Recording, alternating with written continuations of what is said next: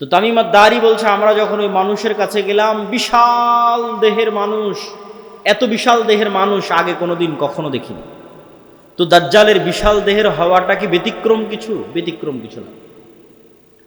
আমরা এখন 5 ফিট 5 ইঞ্চি 6 ফুট হয়ে গেছি, কিন্তু আদি পিতা আদম আলাইহিসসালাম তো আর 5 ফিট ছিলেন না। আদম আলাইহিসসালাম ছিলেন 60 দেরা, 60 হাত, 60 গজ, 40 মিটার, প্রায় 10 তলা 15 তলার সমান উঁচু। তাহলে এখন যদি আদম আলাইহিসসালাম আমার সামনে উপস্থিত হয়, তাহলে আমি তো আশ্চর্য হয়ে যাবো, কারণ এই বিশাল দেহের মানুষ তো আমি কোনোদিন দেখিনি। তাহলে দাজ্জাল বিশাল দেহের হবে, এটা ব্যতিক্রম নয়, কেননা দাজ্জাল তো আদমেরই সন্তান, মিন উলদে আদম, আদমের সন্তান। তো তার হাত, তার হাঁটু এবং তার কাঁধ এমন শক্ত করে বাঁধা আছে। আমরা তাকে জিজ্ঞেস করলাম, তুমি কে? সে বলে, আমার পরিচয় তোমরা জানবেই, তোমরা বলো তোমরা কারা। তা আমরা আমাদের পুরো ঘটনা বললাম। এবার দাজ্জাল 4টা প্রশ্ন করেছে: নাখাল বাইসান, আইনে জোগার, বহায়রা তাবারিয়া, নাবিয়ুল উম্মিয়িন। বহায়রা তাবারিয়া, sea of Galilee, lake of Tiberias. নাখলে বাইসান, বাইত শিয়ান। আর আইনে জোগার, স্প্রিং অফ জুয়ার। আর নাবিয়ুল উম্মিয়িন, পড়ালেখা জানে না, লিখতে জানে না, পড়তে জানে না, এমন নবী। আমাদের নবী মুহাম্মদ সাল্লাল্লাহু আলাইহি ওয়াসাল্লাম লিখতেও জানতেন না, পড়তেও জানতেন না। উনি দেখে যে পড়বেন এটা জানতেন না, কোরআন মুখস্থ করেছিলেন। প্রিয় উপস্থিতি, তো দাজ্জাল তাদেরকে এই যে 4টে জিজ্ঞেস করলো, 4টে জিজ্ঞাসার প্রথম 3টে জিজ্ঞাসার সাথে পানি কানেক্টেড আছে, পানি এবং চাষ কানেক্টেড আছে। সি অফ গ্যালিলি, পানির উৎস, বহায়রা তাবারিয়া, ইসরায়েলের সীমানার মধ্যে। এখন এটা ইসরায়েলের সীমানার মধ্যে। বাইবেলের প্রফেসি অনুযায়ী তথা বাইবেলের বর্ণনা অনুযায়ী ঈসা আলাইহিস সালাম যত মুজিজা দেখাতেন সব এই সাগরে, এই সাগরের আশেপাশে, এই লেক, এই হ্রদ, এই খালের আশেপাশে। তো দাজ্জাল বলছে একদিন এখানে পানি থাকবে না। এখন পানি দাজ্জাল আসার আগেই শেষ হবে, সেটা ঠিক না। আসলে না, দাজ্জাল আসার শেষ হবে না। কেন? আরাক হাদিসে বলতেছে, ইয়াজুজ মাজুজ যখন বের হবে তখন ওরা বহায়রা তাবারিয়ার পানি খেয়ে শেষ করে দিবে, খেয়ে শেষ করে দিয়ে অন্যদিকে আগাবে পানি শেষ করার জন্য। তাহলে পানি যদি দাজ্জাল আসার আগেই শেষ হয়, তাহলে ইয়াজুজ মাজুজ আবার কোথায় পানি পাবে? এটাও তো একটা প্রশ্ন। কিন্তু দাজ্জাল বলছে এখানে একদিন পানি থাকবে না। তার মানে কি ইয়াজুজ মাজুজ এসে শেষ করবে ওটার ভবিষ্যৎবাণী, না দাজ্জাল আসার আগেই শেষ হবে? মানে অনেকেই দেখি এখন খুঁজে যে বহায়রা তাবারিয়াতে পানি শেষ হচ্ছে কি, সেটার জন্য বলতেছে যে পানি যে দাজ্জাল আসার আগেই শেষ হবে এটা মনে করাটা একদম 100% ঠিক এটা বলা যাবে না। কেন? আরাক হাদিসে কি বলা হচ্ছে? ইয়াজুজ মাজুজ এসে বহায়রা তাবারিয়ার পানি খেয়ে নেবে। তো বলে এখানে একদিন পানি থাকবে না। 2 নম্বর কি? নাখাল বাইসান, বাইসানের খেজুর বাগান, এটাও ইসরায়েলের একটা বড় শহর, বাইত শিয়ান। বলে এখানে কি মানুষ খেজুর চাষ করে? তো বলে করে। তো বলে এখানে একদিন পানিও থাকবে না, খেজুর চাষের ব্যবস্থাও থাকবে না।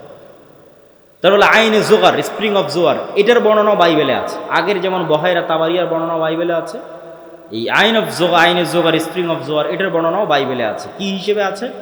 লূত আলাইহিস সালাম যেখানে ছিলেন ওই শহরটা যখন আল্লাহ ধ্বংস করে দিলেন, যে লূত আলাইহিস সালামকে যেখানে তিনি আশ্রয় দিলেন সেখানে তার জন্য পানির ব্যবস্থা, অথবা যে জায়গায় তিনি আশ্রয় নিয়েছিলেন সেই জায়গা হচ্ছে স্প্রিং অফ জোয়ার। এই জন্য ওই বহায়রা তাবারিয়ার স্প্রিং অফ জোয়ার, আইনে জোগার, এই দুটেই খ্রিস্টানরা ব্যাপক হারে দেখতে যায়, ভিজিট করতে যায়।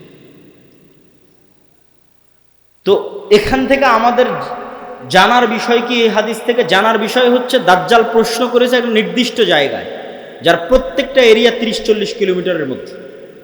এই বহায়রা তাবারিয়া বলেন, আইনে জোগার বলেন, নাখাল বাইসান বলেন, এই বগুড়া জেলার মধ্যেই, মানে একটা সেম এরিয়ার মধ্যেই। তথা কিয়ামতের পূর্ব মুহূর্তের ফিতনার বর্ণনাগুলো নিশ্চিতভাবে কিয়ামতের পূর্ব মুহূর্তে যা যা হবে এগুলো মক্কা মদিনার বাইরে, মক্কা মদিনায় হবে না। মক্কা মদিনা ফিতনা মুক্ত থাকবে। কোথায় হবে তাহলে? সিরিয়াতে, শাম। শাম মানে আগে ফিলিস্তিনি বোঝানো হতো, শাম মানে আগে মসজিদে আকসাই বোঝানো হতো। শাম মানে আজকের শাম নয়, তথা মসজিদে আকসা এবং এর আশেপাশের অঞ্চল যেগুলোতে এখন ইসরায়েল, ফিলিস্তিন, জর্ডান, এই যে অঞ্চলগুলো এবং এখনকার যে সিরিয়া, সব কিছু এই অঞ্চলে হবে। দাজ্জালের এই সংক্ষিপ্ত বর্ণনা এবং দাজ্জালের ফিতনার এই সংক্ষিপ্ত বর্ণনার পরে কি হবে? ওই যে মুজাহিদ বাহিনী যারা দাজ্জালের মিথ্যে সংবাদ শুনে এবার দেমাশকে ফিরে আসবে, যুদ্ধ বিজয় অভিযান বাদ, কেন এটা ভয়ঙ্কর ফিতনা। এই ভয়ে দাজ্জাল আসলে বের হয়েছে কিনা, যুদ্ধ বাদ দিয়ে সবাই ফিরে আসবে তাদের যেটা সেন্টার, তাদের সেন্টার দামেস্ক। যুদ্ধ যদি রোম পর্যন্ত গিয়ে থাকে, ইতালির রাজধানী, ওখান থেকেও ফিরে দামেস্কে আসবে। যদি তুরস্কের রাজধানী ইস্তাম্বুল পর্যন্ত গিয়ে থাকে, ওখান থেকে ফিরে দামেস্কে আসবে। এবার দামেস্কে আসতে আসতে সত্যি দাজ্জাল বের হয়ে যায়। এবার রিয়ালি প্রকৃত অর্থে দাজ্জাল বের হয়ে গেছে। এবং দাজ্জাল বের হওয়া মাত্রই সকল ক্ষমতা দাজ্জালের কাছে চলে যাবে। এটার বিবরণ আরেকটু পরে দিব, এখানে এটা শেষ করে নিই। তো দাজ্জাল বের হয়ে যাবে। এই দামেস্কের মসজিদে ফজরের সালাতে যখন জামাত হবে, তখন এবার ঈসা আলাইহিস সালাম অবতীর্ণ হবে। কেননা দাজ্জালের ফিতনা যেই লেভেলের অলৌকিক, ওইটা মোকাবেলা করার জন্য ওই লেভেলের অলৌকিক লাগবে।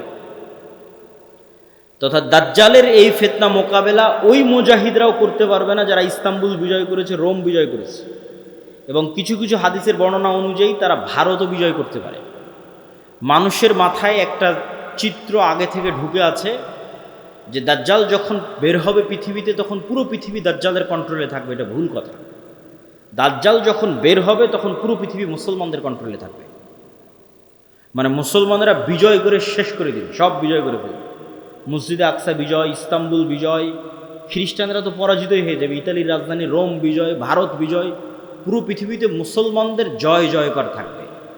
হাদিস থেকে আমি যতটুকু চিন্তা ভাবনা করে দেখেছি, এটাই বেশি খাপ খায়, এটাই বেশি মিলে, যে দাজ্জাল বের হওয়ার পূর্বে, ইমাম মাহদি আসার আগেই, অথবা ইমাম মাহদির সাথী, অথবা ইমাম মাহদি সহ, যেটাই বলেন, দাজ্জাল এবং ঈসা ইসলাম আসার পূর্বে পৃথিবী মুসলমানদের, মসজিদে আকসা মুসলমানদের, তুরস্ক মুসলমানদের, ইতালি, পুরো ইউরোপ মুসলমানদের, ভারত মুসলমানদের, সবই মুসলমানদের। মুসলমানদের বিজয় যখন সর্বোচ্চ স্তরে, এবং দাজ্জালের কোনো ষড়যন্ত্র যখন আর কাজে দিচ্ছে না, দাজ্জালের পক্ষ হয়ে পৃথিবীতে কাজ করবে এরকম কোনো বড় শক্তি আর পৃথিবীতে নাই, এবার নিজেই দাজ্জাল বের হয়ে আসবে। কেননা যারা দাজ্জালের পক্ষ নিয়ে কাজ করতে, তারা সব বিপদে পড়ে গেছে, কেননা বিজয় মুসলমানদের হয়ে গেছে।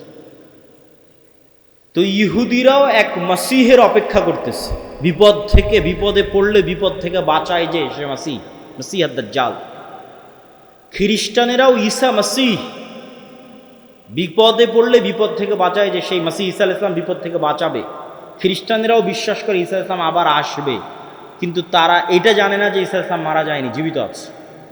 আমরা জানি ঈসা আলাইহিস সালাম মারা যাননি, জীবিত আছে। আর তারা মনে করে মরে গেছে, কিন্তু পুনর্জন্ম হয়ে পুনরায় ঈসা আলাইহিস সালাম পৃথিবীতে আসবে, তাদেরকে বাঁচানোর জন্য, খ্রিস্টানদের বাঁচানোর জন্য। তাহলে সারা পৃথিবীর সবাই শেষ জামানার একজন বিশাল মাসিহের অপেক্ষায়। এবং আধুনিক এখনকার বিশ্বের যতগুলো নিউজ চ্যানেল রিপোর্ট, সবগুলোতেই বর্তমান যে যুদ্ধ চলতেছে, এই যুদ্ধ নিয়েও এই আলোচনাগুলো আমাদের দেশে নয়, এই অঞ্চলে নয়, ইউরোপ এবং আমেরিকায় আলোচিত হচ্ছে। যারা বিশ্ব শাসন করে তাদের কাছে, তাদের ভাষায় দাজ্জাল হচ্ছে অ্যান্টি ক্রাইস্ট ইংরেজিতে, আর মালহামা হচ্ছে আর্মাগেড্ডন, আর জেসাস ঈসা আলাইহিস সালাম উনি আসবেন। অ্যান্টি ক্রাইস্ট না আসলে জেসাস আসবে না। অ্যান্টি ক্রাইস্ট মানে দাজ্জাল। আর অ্যান্টি ক্রাইস্ট ততক্ষণ আসবে না যতক্ষণ না ইহুদিরা জেরুজালেমে একত্রিত হচ্ছে, এটা তাদের বিশ্বাস। ইভাঞ্জেলিক্যাল খ্রিস্টিয়ান যারা ইঞ্জিল কেন্দ্রিক খ্রিস্টান, তাদের বিশ্বাস। তো ফলত তাদেরও ঈসা আলাইহিস সালামকে নিয়ে আসতে হবে, ইহুদিদেরও একজন মাসিহ লাগবে।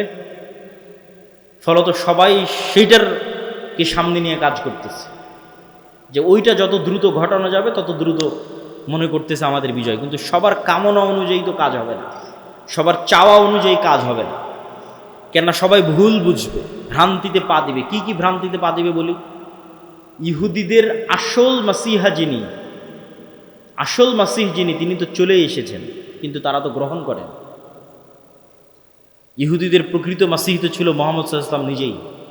মুহাম্মদ সাল্লাল্লাহু আলাইহি ওয়াসাল্লামের অপেক্ষায় তারা মদিনায় গিয়ে বসে থাকতো, অনেক আগে গিয়ে বসেছিল, ইমান তো আনেনি। তো এরা তো মাসিহকে চিনতে পারেনি, ঈসা আলাইহিস সালাম তো মাসিহ চিনতে পারেনি, ঈমান আনেনি, ঈসা আলাইহিস সালামকে হত্যা করার চেষ্টা করেছে, নিকৃষ্ট। তো এই জন্য এদের সঠিক মাসিহ এরা পাবে না, এরা দাজ্জালকেই মনে করবে আমাদের মাসিহ, কিন্তু দাজ্জাল তো হবে ভ্রান্ত। এই জন্য দাজ্জালের অনুসারী কারা হবে? ইহুদিরা। রাসূল সাল্লাল্লাহু আলাইহি ওয়াসাল্লাম বলছেন, ইয়াতবাউদ দাজ্জাল ৭০ আলফা ইয়াহুদ মিন আসবাহান, ইরানের ইস্পাহান শহরের ৭০,০০০ ইহুদি দাজ্জালের অনুসারী হবে। তাহলে ইহুদিরা দাজ্জালকে মাসিহ মনে করে দাজ্জালের অনুসারী হবে, কিন্তু দাজ্জাল তো পরাজিত হবে। কিন্তু প্রথম প্রথম যখন দাজ্জাল আসবে তখন তো সব ক্ষমতা দাজ্জালের হাতে, ফলত যে কেউ পথভ্রষ্ট হয়ে যাবে। তো এই অংশের সামারিটা করি। এই অংশের সামারি হচ্ছে, দাজ্জাল এবং ঈসা আলাইহিস সালাম আসার পূর্বে মুসলমানেরা পৃথিবী বিজয় করবে এবং ইহুদি এবং খ্রিস্টানেরা বিপদে পড়বে। যেহেতু ইহুদি এবং খ্রিস্টানেরা বিপদে পড়বে, বিশেষ করে ইহুদিরা, তো এখন ইহুদিদের বাঁচানোর জন্য দাজ্জাল বের হবে। এবং যেহেতু দাজ্জালের পক্ষে কাজ করার মতো আর পৃথিবীতে কেউ অবশিষ্ট নাই, এই জন্য এবার দাজ্জাল নিজেই বের হবে। দাজ্জাল যখন নিজেই বের হবে তখন এক নিমিষে, এক সেকেন্ডে সকল ক্ষমতা দাজ্জালের কাছে চলে যাবে। মুসলমানেরা হতভম্ব, হতবিহ্বল হয়ে যাবে। আকাশও বৃষ্টি বর্ষণ করে না, জমিনও ফসল উৎপাদন করে না, দুর্ভিক্ষই নিয়তি ঈমান নিয়ে বাঁচার জন্য। তথা সেই সফল যে বলবে আমি মরতে প্রস্তুত কিন্তু ঈমান বিক্রি করতে প্রস্তুত নয়।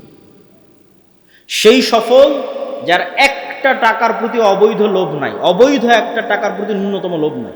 আপনি নিজেই নিজের আত্মা এবং নাফসকে চেক করেন যে আপনার একটা টাকার প্রতি যদি, অবৈধ টাকার প্রতি যদি ন্যূনতম লোভ থাকে, আপনি দাজ্জালের ফিতনা থেকে বাঁচতে পারবেন না। পরকালে যার বিশ্বাস সর্বোচ্চ পর্যায়ে, পরকালে যার বিশ্বাস সর্বোচ্চ লেভেলে, ও দাজ্জালের ফিতনা থেকে বাঁচতে পারবে। আসহাবুল উখদুদ ওয়াস সামাই যাতিল বুরুজ ওয়াল ইয়াউমিল মাউউদ ওয়া শাহিদু ওয়া মাশহুদ কুতিলা আসহাবুল উখদুদ, ওদের বলা হলো হয় ঈমান না হয় সামনে আগুন, ঝাঁপিয়ে পড়ো। তো ওরা বলল আমরা আগুনেই ঝাঁপিয়ে পড়ব। তো ওরা আগুনে কেমনে ঝাঁপিয়ে পড়বে, এটা ছাড়া সম্ভব নয় ঝাঁপিয়ে পড়া, যদি ওই আগুনে জান্নাত না দেখে। আর নিজের বাড়িতে যে এসি রুম আছে ওখানে জাহান্নামের আগুন জ্বলতেছে। তো ওরা এটা বিশ্বাস করে যে আমি যদি আমার এসি রুমে ফিরে যাই ঈমান পরিত্যাগ করে, তাহলে ওই এসিরা বাতাস নয়, এটা জাহান্নামের আগুন। আর যদি সামনের আগুনে ঢুকে যায় তাহলে এটা আগুন নয়, এটা জান্নাত। তো এই সেম ঘটনা তো দাজ্জালের সময় হবে। দাজ্জালের জান্নাতে যে ঢুকবে ও ঢুকে গেল জাহান্নামে, আর দাজ্জালের জাহান্নামে যে ঢুকবে ও ঢুকে গেল জান্নাত। তাহলে পরকালের উপর ইয়াকিন না থাকলে তো আপনি দাজ্জালের ফিতনা থেকে বাঁচতে পারবেন না। তাহলে এবার দাজ্জালের আবির্ভাবের পর সারা পৃথিবীর সব মুমিন মুসলমান বিপদে, কোনো খাবার নাই, অসহায়, কিচ্ছু না। এবার বিপদগ্রস্ত মুমিন মুসলমানদের বাঁচানোর জন্য আসবে ঈসা আলাইহিস সালাম। এই হলো প্রেক্ষাপট। তাহলে শুরুতে বিপদে ইহুদি খ্রিস্টানেরা, বাঁচাতে আসবে দাজ্জাল, সব ক্ষমতা তখন দাজ্জালের কাছে। বিপদে এবার মুসলমানেরা। কোন মুসলমানেরা? যারা সব দেশ বিজয় করে শেষ করে দিয়েছে। তুরস্ক বিজয় করেছে, মসজিদে আকসা, ভারত, তারপরে ইতালি, সব বিজয় শেষ করে দিয়েছে। ওরা এখন চরম বিপদে। এবার ওদেরকে বাঁচানোর জন্য আসবে ঈসা আলাইহিস সালাম। ঈসা আলাইহিস সালামও এমন অলৌকিক ক্ষমতা নিয়ে আসবেন যে তার নিঃশ্বাস যতদূর পর্যন্ত যাবে, নিঃশ্বাসে কাফের মারা যাবে। আল্লাহু আকবার, আল্লাহু আকবার। নিঃশ্বাসের স্পর্শে কাফের মারা যাবে, রাসূল সাল্লাল্লাহু আলাইহি ওয়াসাল্লাম বলছেন। আর ঈসা আলাইহিস সালামের অলৌকিকত্ব এত টপ লেভেলের হবে যে দাজ্জালকে আলাদা করে হত্যা করা লাগবে না। দাজ্জাল যদি শুধু দেখে ঈসা আলাইহিস সালামের দিকে, ইয়াজুবু কামা ইয়াজুবুল মা, পানিতে লবণ দিলে যেভাবে গলে যায় সেভাবে গলে যাবে, ছেড়ে দিলে গলেই মারা যাবে। কিন্তু ঈসা আলাইহিস সালাম ছাড়বেন না, নিজে হাতে হত্যা করবেন। যেখানে হত্যা করবেন ওটাও ইসরায়েলের সীমানার মধ্যে। ইসরায়েলের বর্তমান রাজধানী তেল আবিব থেকে অতি নিকটে বাবে লুদ নামক জায়গায় দাজ্জালকে ঈসা আলাইহিস সালাম হত্যা করবেন। তো যেই ঈসা আলাইহিস সালাম এবং যেই মুমিন মুজাহিদেরা পৃথিবীর সবচেয়ে বড় ফিতনা দাজ্জালকে হত্যা করল, তাদেরকে এবার আল্লাহ বলবে তোমরা তো এত বড় ফিতনা মোকাবেলা করলা, এখন আমার এমন একদল বান্দা বের হবে, ইয়াখরুজু ইবাদি লা ইয়াদানি লি আহাদিন, কারো পক্ষে সম্ভব নয় যে আমার ওই বান্দাদের মোকাবেলা করা। ঈসা আলাইহিস সালাম এত বড় নবী, তিনি পৃথিবীর সবচেয়ে বড় ফিতনা দাজ্জালকে হত্যা করলেন, তাকে আল্লাহ বলছে তুমিও পারবা না এখন যারা বের হবে। অতএব মুমিন মুজাহিদদের নিয়ে তুমি তুর পাহাড়ে আশ্রয় নাও। তাহলে ঘটনার ক্ষেত্রগুলো দেখেন, তুরস্ক এবং সিরিয়ার সীমান্তবর্তী অঞ্চল, সিরিয়ার রাজধানী দামেস্ক, মসজিদে আকসা, বাবে লুদ যেখানে দাজ্জালকে হত্যা করা হলো, তুর পাহাড়, এই এরিয়াগুলোতে এই ঘটনাগুলো ঘটতেছে। শেষ সময়ের ঘটনা এখানেই ঘটবে, শামে ঘটবে। তো তুর পাহাড়ে আশ্রয় নেওয়ার পর কারা বের হবে? ইয়াজুজ আর মাজুজ। ইয়াজুজ মাজুজের সংখ্যা কত বেশি? একটা সহিহ হাদিস বলবো আর একটা জয়ীফ হাদিস। সহিহ হাদিসে রাসূলুল্লাহ সাল্লাল্লাহু আলাইহি ওয়াসাল্লাম বললেন যে আদম আলাইহিস সালাতু ওয়াস সালামের পিঠ থেকে আল্লাহ মানুষকে বের করলেন, আদমের সকল সন্তানকে বের করে বলা হচ্ছে প্রতি 1000-এ একজন জান্নাতে, 999 জন জাহান্নামে। এই হাদিস রাসূল সাল্লাল্লাহু আলাইহি ওয়াসাল্লাম সাহাবীদের শোনাচ্ছে। তো প্রতি 1000-এ 999 জন জাহান্নামে, এটা শুনে সাহাবীদের মাথা নষ্ট, যে তাহলে তো আমরা সবাই জাহান্নাম। আদম সন্তানের 1000-এর 999 জন যদি জাহান্নামে যায় প্রতি 1000-এ, তাহলে তো আমরা সবাই জাহান্নাম। তখন মুহাম্মদ সাল্লাল্লাহু আলাইহি ওয়াসাল্লাম সাহাবীদের বলতেছে, হতাশ হয়েও না, এই 999 জনের বেশিরভাগই ইয়াজুজ মাজুজ। এই 999 জনের বেশিরভাগই ইয়াজুজ মাজুজ। তো কতজন জাহান্নামে যাবে ইয়াজুজ মাজুজের বাইরে স্বাভাবিক মানুষের মধ্যে থেকে, এটা তো আমরা জানি না। তো এই জন্য নির্ধারিত করে বলা মুশকিল, কিন্তু এতটুকু অন্তত বোঝা যায়, আইডিয়া করা যায় যে আদম আলাইহিস সালাতু ওয়াস সালাম থেকে নিয়ে কিয়ামত পর্যন্ত যত মানুষ আসবে তাদের কয়েক শত গুণ হচ্ছে ইয়াজুজ মাজুজ। এই হাদিস থেকে অন্তত এতটুকু বোঝা যায় যে আদম থেকে নিয়ে কিয়ামত পর্যন্ত যত মানুষ আমরা হব, এত মানুষের কয়েক শতগুণ হচ্ছে ইয়াজুজ মাজুজ। আর জয়ীফ হাদিসটা কি? জয়ীফ হাদিসটা হচ্ছে যে ইয়াজুজ মাজুজের এক প্রজন্ম তার জীবদ্দশায় 1000 প্রজন্মকে দেখে। বুঝেন, আমরা মানুষ জীবদ্দশায় সর্বোচ্চ 2টা প্রজন্ম দেখি অথবা 3টা প্রজন্ম। আমি, আমার বাপ, আমার দাদা, আমার দাদা তার ছেলেকে দেখেছে, তার ছেলে আব্দুল্লাহকে দেখেছে, তাহলে 2 প্রজন্ম দেখেছে, দেখতেই দুনিয়া থেকে শেষ। তো ইয়াজুজ মাজুজের এক প্রজন্ম তাদের জীবদ্দশায় 1000 প্রজন্মকে দেখে। তাহলে কিভাবে তাদের জন্ম বৃদ্ধি হার এবং কিভাবে তাদের বৃদ্ধির হার, এটা সব উলদে আদম, আদমের সন্তান। তো এরা পৃথিবীতে বের হয়ে সব পানি ফসল আদি যা আছে সব খেয়ে শেষ করবে, এবং তাদের এই ভয়ঙ্কর ভয়াবহতায় তুর পাহাড়ে ঈসা আলাইহিস সালাতু ওয়াস সালাম বিপদে মুমিন মুজাহিদদের নিয়ে, খাবার নাই, ওই সেম কষ্ট, দাজ্জাল থাকতে যে কষ্ট ছিল ওই কষ্ট। এখান থেকে আপনি আর একটা জিনিস শিখেন যে আপনি কত বড় নবী, কত বড় উলিয়া উলিয়া, কত বড় মুজাহিদ, তাও আল্লাহ আপনাকে কিভাবে বিপদ দিয়ে পরীক্ষা করতেছে। কেমন বিপদ? এত বড় নবী, তাও খাবার নাই। যে নবী নিজে হাতে দাজ্জালকে হত্যা করেছে, তার খাবার নাই, সে নবী এখন আল্লাহর কাছে কাঁদতেছে যে আল্লাহ এই বিপদ থেকে বাঁচান। তো এই জন্য সবসময় আল্লাহর সামনে নত, আল্লাহর সামনে সাহায্য, এটা ছাড়া কোনো রাস্তা নেই। তো ঈসা আলাইহিস সালামের কান্নাকাটি এবং মুমিন মুজাহিদদের কান্নাকাটিতে আল্লাহ সুবহানাহু ওয়া তাআলা ইয়াজুজ মাজুজের শরীরে এক প্রকার পোকামাকড় এবং অসুখ দিবেন। তারা মারা যাবে কেমন করে? হাদিসের বাক্যটা শুনেন, কামাউতি নাফাসিন ওয়াহিদিন। একটা মানুষ মারা গেলে যা হয়, পুরো ইয়াজুজ মাজুজ একসাথে ওইভাবে মারা যাবে, যেন একটা মানুষ মারা গেল। তথা একটা মানুষ মরতে যতটুকু সময় লাগে, পুরো ইয়াজুজ মাজুজ কোটি কোটি হাজার হাজার ওইভাবে একসাথে, at a time, at a moment, at a second মারা যাবে। তো এবার ঈসা আলাইহিস সালাতু ওয়াস সালাম জমিনে ফিরে আসবেন, তো জমিনে পা রাখার জায়গা নাই। এত কোটি কোটি মানুষ যদি মরে পড়ে থাকে কি অবস্থা হবে? লাশের দুর্গন্ধ। এবার ঈসা আলাইহিস সালাম আবার আল্লাহর কাছে কান্নাকাটি করবে, দোয়া করবে। তখন আল্লাহ সুবহানাহু ওয়া তাআলা রাসূল সাল্লাল্লাহু আলাইহি ওয়াসাল্লামের ভাষা অনুযায়ী আনাকি ইবিলিল বুখত, বুখত গোত্রের উটের কুঁজ যেমন উঁচু হয়, ওই রকম উঁচু কুঁজ বিশিষ্ট একদল পাখিকে পাঠাবেন, যেই পাখি হাজার হাজার কোটি কোটি লাখ লাখ লাশকে নিয়ে যে এমন জায়গায় ফেলে দিবে যেখানে মানুষ বসবাস করে না। উত্তর মেরু হোক, দক্ষিণ মেরু হোক, সাইবেরিয়া হোক, যেখানে হোক, আল্লাহ ভালো জানেন, যেখানে আল্লাহ বলবেন। তারপরে আসমান বৃষ্টি বর্ষণ করে এই জমিনকে পরিষ্কার করে দিবে। তারপরে ঈসা আলাইহিস সালাতু ওয়াস সালামের শাসন চলবে হাদিস অনুযায়ী 7 বছর, আর বাইবেলের বর্ণনা অনুযায়ী 1000 বছর। তো 7 বছর ঈসা আলাইহিস সালামের এই শাসনে এতটা নিরাপত্তা এবং শান্তি বিরাজ করবে যে এতদিন যত যুদ্ধ বিগ্রহের সামগ্রী ছিল এগুলো কাজে লাগবে না, ওগুলো জ্বালিয়ে পুড়িয়ে দেওয়া ছাড়া কোনো কাজ নাই। আর এত বরকত আসমান এবং জমিন উন্মুক্ত করে দিবে যে একটা ডালিম একটা গ্রাম খাবে, একটা গাভীর দুধ একটা পুরো বংশ খাবে, এত বরকতে আল্লাহ পরিপূর্ণ করে দিবে। তারপরে এক শীতল বাতাসে মুমিন মুসলিম এবং ঈসা আলাইহিস সালাম সবাই মারা যাবে, শুধু ফাসিক এবং ফাজেরেরা পৃথিবীতে থাকবে।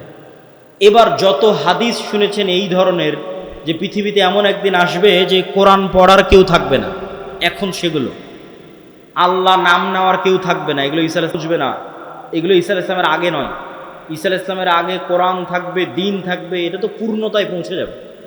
এখন পতন দেখতে পাচ্ছেন, কিন্তু আল্লাহ মুতিম্মু নূরিহি আগেই বলে নিয়েছে আয়াতগুলো, এই দিন তো সারা পৃথিবী বিজয় করবে, আর এই বিজয় ধারা তো ঈসা আলাইহিস সালামের আসার আগেই শুরু হয়ে যাবে।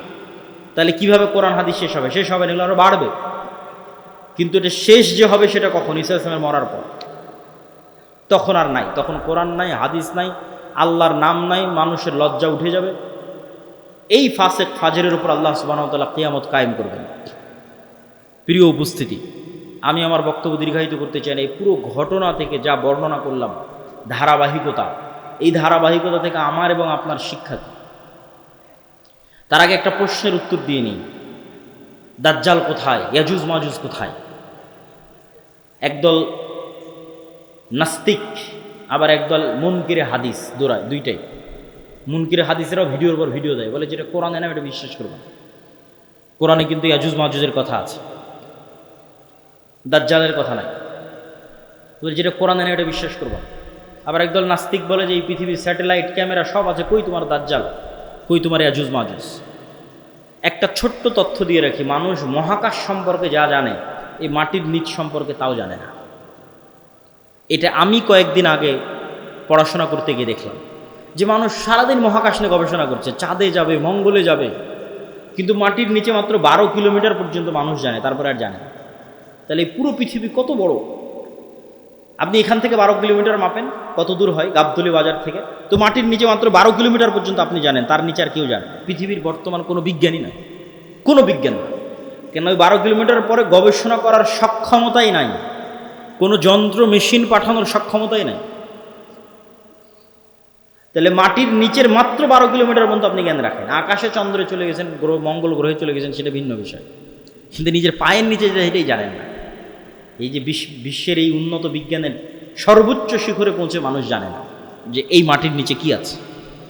তাহলে কেমনে মানুষ দাবি করবে দাজ্জাল কোথায়, ইয়াজুজ মাজুজ কোথায়? এই দাবি করাই তো ভুয়া, পাগলামি। আরেকটা জিনিস দেখলাম, মহাসাগর সম্পর্কে মানুষ অজ্ঞ। মহাকাশ সম্পর্কে ঠিক আছে অনেক জানতেছে, মহাসাগরে এমন অনেক জায়গা আছে যে জায়গাগুলোতে মানুষ পৌঁছতেই পারে না, যে জায়গাগুলোর উপর দিয়ে বিমানও উড়ে যেতে পারে না, যে জায়গাগুলোতে কোনো জাহাজও অতিক্রম করে না, অসংখ্য জায়গা আছে। তো সাগর এবং সাগরের নিচে কি আছে, মাটি এবং মাটির নিচে কি আছে, এটা সম্পর্কে আজকের বিশ্ব সবচেয়ে অজ্ঞ, অন্তত মহাকাশের তুলনায়। তো ইন্নাল্লাহা আলা কুল্লি শাইইন কাদির, আল্লাহ সকল কিছুর উপর ক্ষমতাবান। আর কোনোটাই যদি না হয় তো অন্তত একটা উত্তর তো দেওয়াই যায়, যেটা আল্লাহ সুবহানাহু ওয়া তাআলা কোরআন মাজিদে বলছেন যে আল্লাহ 7 আসমান এবং 7 জমিন সৃষ্টি করেছেন, আর 7 জমিনে আল্লাহর আদেশ অবতীর্ণ হয়। কোরআনের আয়াত, 7 জমিনে আল্লাহর। আর সবচেয়ে আরও একটা ভয়ঙ্কর বিষয় যে আল্লাহর আসমান বানাতে যত সময় লেগেছে জমিন বানাতেও তত সময় লেগেছে। 7 আসমান বানাতে যা টাইম, 7 জমিন বানাতেও তাই টাইম। তাহলে 7 আসমান কত বড়, 7 জমিন তাহলে কত বড় হতো? এখন ইয়াজুজ মাজুজ আর দাজ্জাল যদি অন্য জমিন থেকে বের হয়ে আসে, এই জমিনে কিছু করার নেই, এটাকে অস্বীকার করতে পারবে না যে না নিশ্চিত নাই। তো অতএব আল্লাহ সুবহানাহু তাআলা সকল কিছুর উপর ক্ষমতাবান। এই জমিনেও থাকতে পারে, এই জমিনের সাগরেও থাকতে পারে, এই জমিনের নিচেও থাকতে পারে। মানুষের জ্ঞান পরিপূর্ণ নয়, অন্য জমিনেও থাকতে পারে, সেখান থেকেও আসতে পারে। এই জন্য সূরা কাহাফ, দাজ্জালের ফিতনা থেকে বাঁচতে সূরা কাহাফ পড়তে বলা হয়েছে। সূরা কাহাফের সব ব্যতিক্রম ঘটনাগুলো দাজ্জালের আসার সাথে মিলবে, দাজ্জালের যুগের যে ফিতনা ওগুলোর সাথে মিলবে। সূরা কাহাফের 4টা ব্যতিক্রম ঘটনা আছে, তার মধ্যে একটা ব্যতিক্রম ঘটনা খিজির আলাইহিস সালামের। কই থেকে আসলো খিজির আলাইহিস সালাম? কোথায় ছিল? বলে মাছ যেখানে জীবিত হয়ে যাবে সেখানে খিজির আছে। তুমি মাছ ভেজে নিয়ে রওনা দাও, যেখানে মাছ জীবিত হয়ে যাবে ওখানে খিজির আছে। তো খিজির আলাইহিস সালাম জিজ্ঞেস করতেছে যে সালাম কিভাবে? মুসা আলাইহিস সালাম সালাম দিচ্ছে, সালাম জান্নাতের সালাম দুনিয়াতে কিভাবে?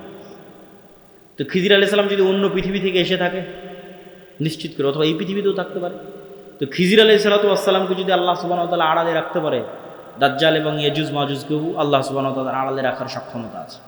তো ওই দাজ্জালের সময়ের ফিতনার সাথে এই সূরা কাহাফের ঘটনাগুলো মিলবে। আসহাবে কাহাফের কথা বলতে গিয়ে আল্লাহ বলছেন ওহুম আইকাজ, তাদেরকে আমি ঘুমিয়ে রেখেছি, কিন্তু মানুষ দেখলে মনে করবে ওরা জেগে আছে। আপনি দেখলে মনে করবেন এই মানুষটা জেগে আছে, কিন্তু ওরা নিজেরাও বুঝতে পারছে ওরা ঘুমিয়ে আছে। আল্লাহও বলছেন ঘুমিয়ে আছে। এইভাবেই 309 বছর পার হয়ে গেছে। ওরা ঘুম থেকে উঠে মনে করছে যে কই, আমরা তো অল্প কিছুক্ষণ মনে হয় শুয়েছিলাম, ঘুমিয়েছিলাম, কিন্তু 300 বছর পার হয়ে গেছে। তো সময়ের যে আপেক্ষিকতা, এটার কন্ট্রোল আল্লাহর হাতে। এই আপেক্ষিকতার প্রভাবিত মানুষ দেখবে যে একদিন হয়ে যাবে 1 বছরের সময়। তো পৃথিবীতে অবশ্যই ব্যাপক কোনো পরিবর্তন ঘটবে, যেটার প্রভাবে 1 বছর, 1 মাস, 1 সপ্তাহ। সেটা কি আল্লাহ সুবহানাহু ওয়া তাআলা ভালো জানেন। তো প্রিয় উপস্থিতি, এই 1 নাম্বার কর্তব্য কি, সংক্ষিপ্ত বক্তব্য শেষ করে দিচ্ছি, এগুলোর উপর ঈমান রাখা। 2 নাম্বার কি, যে কোনো মুহূর্তেই দাজ্জাল বের হতে পারে, যে কোনো মুহূর্তে কিয়ামত হতে পারে, কথা এটাই ঠিক। রাসূল সাল্লাল্লাহু আলাইহি ওয়াসাল্লাম আশঙ্কা করতেন দাজ্জাল মনে হয় এখনই বের হয়ে গেল। এরকম অনেকগুলো ঘটনা আছে হাদিসে। ইবনে সাইয়াদের ঘটনাগুলো বেশি, তার মধ্যে প্রসিদ্ধ। তো ফিতনা তো সবসময়ই চলছে। তো ফিতনার সময় আপনি বেঁচে থাকবেন, ঈমান নিয়ে বেঁচে থাকবেন, এটার 2টা কাজ: পরকালের প্রতি সর্বোচ্চ জ্ঞান, সর্বোচ্চ ইয়াকিন, এবং অবৈধ 1 টাকার উপরে, অবৈধ ধন সম্পদ ক্ষমতার উপর ন্যূনতম লোভ না থাকা। এবং সফলতা এটা নয় যে আপনি বাড়ি গাড়ি টাকা পয়সার মালিক হবেন, সফলতা এটা যে আপনি ঈমান এবং সালাত অবস্থায় পৃথিবী থেকে বিদায় নেবেন, এটাই সফলতা। তো আল্লাহ সুবহানাহু ওয়া তাআলা যেন আমাদের ঈমান অবস্থায়, সালাত অবস্থায় পৃথিবী থেকে বিদায় নেওয়ার তৌফিক দান করে, বলেন আল্লাহুম্মা আমিন। কেন আমাদের ঈমান অবস্থায় বিদায় নিতে হবে? এত লম্বা ঘটনা বলে এই পুরো ঘটনার উপর একটু পানি দিয়ে একটা কথা বলে, সেটা হচ্ছে ঈসা আলাইহিস সালাম যখন আসবে, ইমাম মাহদি যখন আসবে, দাজ্জাল যখন আসবে, তখন কি নতুন কোনো দিন আসবে নাকি? নতুন কোনো কোরআন আসবে নাকি? নতুন কোনো হাদিস আসবে নাকি? কোরআন এবং হাদিস তো এইটাই যেটা এখন আছে। তাহলে সবচেয়ে বড় ঘটনা তো আগেই ঘটে গেছে, মুহাম্মদ সাল্লাল্লাহু আলাইহি ওয়াসাল্লামের আসা এবং কোরআনের প্রেরিত হওয়া। তাহলে ঈসা আলাইহিস সালাম যে কোরআনের উপর আমল করবেন ওটা আপনার কাছে আছে। ইমাম মাহদি যেই কোরআন দিয়ে রাষ্ট্র চালাবে ওটা আপনার কাছে আছে। আর দাজ্জাল যেই নবীকে মানতে বলতেছে, ওই নবী চলে যাওয়ার 1400 বছর হয়ে গেছে। তাহলে কাজ আমাদের কাছে আছে। হ্যাঁ, ইমাম মাহদি যেই দিন আসবে সেই দিন আমি সব কিছু করবো, জি না, এটাতে প্রোডাক্টিভিটি নষ্ট হয়। এই জন্য আগেই বলেছি, দাজ্জাল আসার আগেই মুসলমানেরা বিজয় করবে। এই জন্য প্রোডাক্টিভিটি বন্ধ করা যাবে না, কেন আসল কাজ তো আমাদের কাছে আছেই। নতুন করে তো আর কিছু আসবে না। ঈসা আলাইহিস সালাম তো নতুন কোরআন আনবেন না, এই কোরআন তো আমার কাছে আছে। ইমাম মাহদি তো আর নতুন হাদিস নিয়ে আসবে না, হাদিস তো এটাই, তো ওটা তো আমাদের কাছে আছেই। তাহলে কাজ তো আমাদের কাছে আছে। আরও একটা কি মাথায় নিয়ে উঠে যাবেন, মানুষের মৃত্যু কিয়ামত, আমার মরে যাওয়াই আমার কিয়ামত। কেন, আমি তো পরকালের জগতে ঢুকে গেছি, কবর, বারজাখ। আমার মৃত্যুর মাধ্যমে আমি পরকালের জগতে ঢুকে গেলাম, তাহলে আমার কিয়ামত তো আগেই হয়ে গেল। দাজ্জাল আসার আগেই কিয়ামত হয়ে গেল আমার। তাহলে আমার মৃত্যু যেহেতু আমার দোরগড়ায়, তাহলে দাজ্জাল কখন আসলো, মাহদি কখন আসলো, সেটার প্রতি ধর্তব্য না করে ওই যুগেও যেই কোরআনের উপর আমল হবে, যেই কোরআন দিয়ে বাঁচা যাবে, সেই কোরআন আমার কাছে আছে। তাহলে এখন আপনার কাজ কি? আপনার নিজের মৃত্যুর প্রস্তুতি নেওয়া, আর আপনার সামনে যে কোরআন আছে, যেটা সবচেয়ে বড় ঘটনা, দাজ্জালের চেয়েও বড় ঘটনা, মাহদি ঈসার চেয়েও বড় ঘটনা, কোরআনের প্রেরিত, এইটার উপর আমল করা, পড়া, হাদিস পড়া এবং আমল করা। এবং ইমানের উপর মৃত্যু, সালাতের উপর মৃত্যু, এটাও অতীত যুগের সব নবী রাসূলের শিক্ষা। আল্লাহ সুবহানাহু ওয়া তাআলা আমাদের তৌফিক দান করুক, আল্লাহুম্মা আমিন। বক্তব্যের শেষে বৈঠকি দানের আহ্বানের পাশাপাশি 2টা জরুরি কথা। এই যে ভাইয়েরা যারা মক্তব পরিচালনা করে গাবতলী শাখায়, আপনারা আমাদের মক্তব অলিম্পিয়াড দেখেছেন এনটিভিতে, বিশাল আয়োজন। সারা দেশে প্রায় 7 শতাধিক মক্তব আমাদের অধীনে ট্রেনিং করা আছে। এখনও ট্রেনিং চলতেছে রাজশাহী জামিয়া সালাফিয়াতে, নতুন 30-40টা মক্তবের। এরকম প্রতিনিয়ত ট্রেনিং চলতেই থাকে। তো এই যে প্রায় 30,000 ছাত্রছাত্রী এই 700টা মক্তবে অধ্যয়ন করে, পড়াশোনা করে। তো এই যে কোরআনের শিক্ষা, কোরআনের জ্ঞান আমরা ছড়িয়ে দিচ্ছি, এই মসজিদ এই মক্তবগুলো থেকেই কিন্তু খেলাফা প্রতিষ্ঠিত হবে। শেষ জামানায় যারা ইসলামকে বিজয় করবে তারা বের হয়ে আসবে। এই মসজিদ এই মক্তবগুলোকে আপনাদের মূল্যায়ন করতে হবে এবং নিজ নিজ মসজিদে মক্তব চালু করা এটা কঠিন কিছু নয়। ভাই আপনাদের অধীনে মক্তব কেমনে চালাবো, অনেকেই প্রশ্ন করে, অতি সহজ। আপনি আমাদের যে অফিসিয়াল নাম্বার আছে সেখানে ফোন দিয়ে বলবেন পরের ট্রেনিং কবে, আপনার মক্তবের শিক্ষককে ট্রেনিংয়ে পাঠিয়ে দেবেন। ট্রেনিংয়েই তাকে সব বুঝিয়ে দেওয়া হবে কিভাবে কী হবে না হবে, মক্তব কেমনে চালাবে। শুধু এতটুকু জানা যে পরের ট্রেনিং কবে, এর জন্য কোনো বুকিংও লাগবে না, কিছু লাগবে না। ট্রেনিং শুনে জামিয়া সালাফিয়ায় ঢুকে যেতে হবে যে ঠিক আছে এতটার সময় ট্রেনিং, আমি এসেছি। 7 দিনের প্রস্তুতি নিয়ে যেতে হবে।